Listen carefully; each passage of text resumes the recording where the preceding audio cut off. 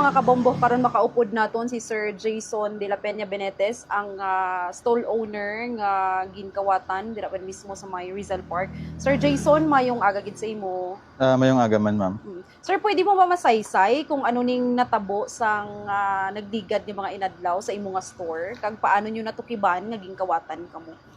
Actually, ma'am, tong gabi nga to, New Year's Eve to, siguro natabo kay tong timing nga to, tong December 31, sang gabi dito pa ko. Tapos nag-New Year kami sa balay sa amon sa Bariotso, January 1 dito kami. So kagina lang namon sang mga January 1 sang kagab-ihon, nabalaan nga giransak na amon nga shop. Siguro gi timing gid siguro sang kawatan nga New Year's Eve gid kay wala gid tao. Wala gid siyang tao, sir ba. Tiyan mo to pag abri namon sang shop namon, ma'am, wala na gid. Ang mga sako bag gisi na ara na sagwas. Kung mapansin mo kung magagi ka sa way sang Rizal Park, di mo siya halata nga giransak. Kay didto galing nagagi ang ano, ma'am, sa likod. Sa likod siya nagagi. Di naman balaan kung sa sulod sang Rizal Park ba nagagi ang kawatan or sa gilid. Kay ang sako bag namon ara na siya sa may gilid sang sang amon nga pwesto. Wala na gid siya bilin. Tapos pag abri namon sang amon nga shop, gipasigan namon ng suga. Wala na gid, balda na gid ang mga stand namon, tumba na, open ang mga sako bag. Dito na pag abot ko doon wala na ko gana nadulaan ako sang ano ba. Ano ba ang sirado sa ning inyo nga shop, sir? May ano ba ang nga ma-secure nyo nga sirado ganing inyo nga shop sang tion nga ginbilin nyo ni siya? Actually, ma'am, amo gay na ma'am, may mali man ko kay hindi ko man gid siya totally nga secure gid nga ginambal kay trapal man lang amon nga ano. So baga sa kumpiyansa bala nga gitawag sir. Pero itong amon nga shop to, secure man dito siya nga totally nga ano gid. Mga 70% kay ging taker namon to, ging kahuya namon. Tapos nang kumbaga hindi gid siya mabrihan nga piliton nga abre, kun di gid siya mabre. Galing ang mga kawatan nagpamagi gid sila, gigisi gid nila sa dalom, iabrihan nila tong tarpaulin nga ging butang namon sa likod.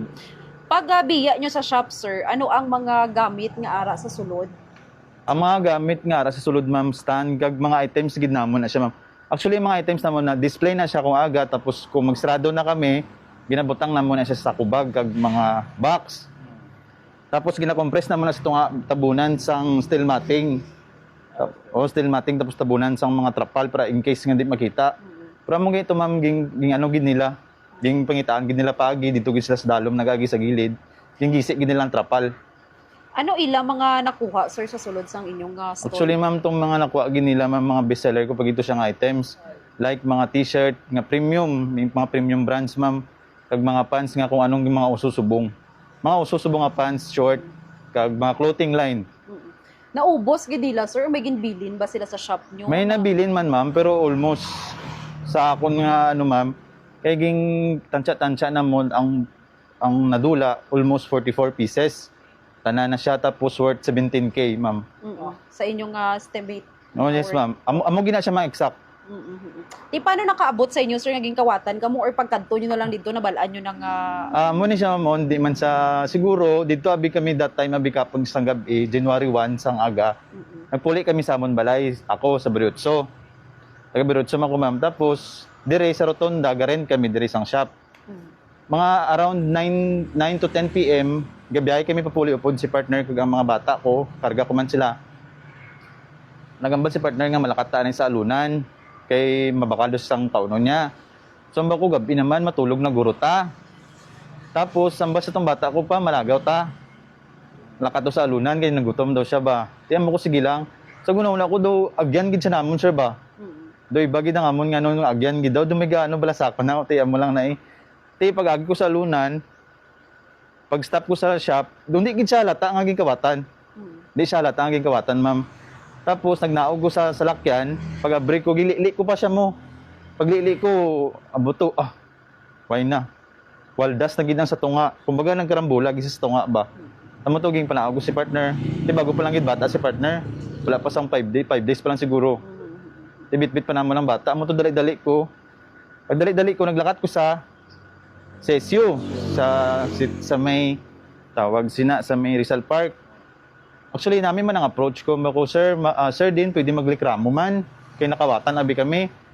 Sir, hindi kami wala na kami labot da, sir ba?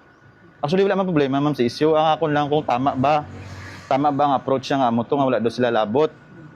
Tapos dito daw ako maglikramo sa City Hall kung din sino nagparent. Amo man lang to ma'am ang ano. San o ka mo nag-umpisa sa dirang pwesto nyo sa Rizal? Anong Actually ma'am ang sa ano sina November 25 to January 15. Mm-mm. Pero siguro na busy lang kami kay may ginaasikaso man ko nga iban. December 26 kami nag-start. December 26 hasta tong 31 lang kag January 1 wala kami nag-open. Midnight.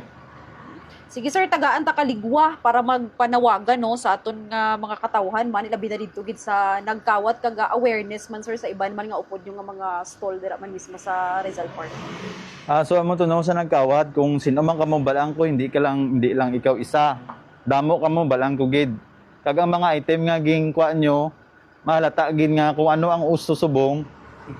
Amo gid tong ipanguha nyo. Pero sige lang. Ano ko lang makaya ko kapliwat ang rent, ma'am. 11K ang rent, sir. The expenses mo pa sa tent. Pero sige lang, ginaano ko lang mayara man Diyos. Ipasa Diyos na lang kamo Amo lang ginamambal ko, ma'am. Sige sir, madamo ig nga salamat kag may ngudto sa imo. Sige, sir, ma'am.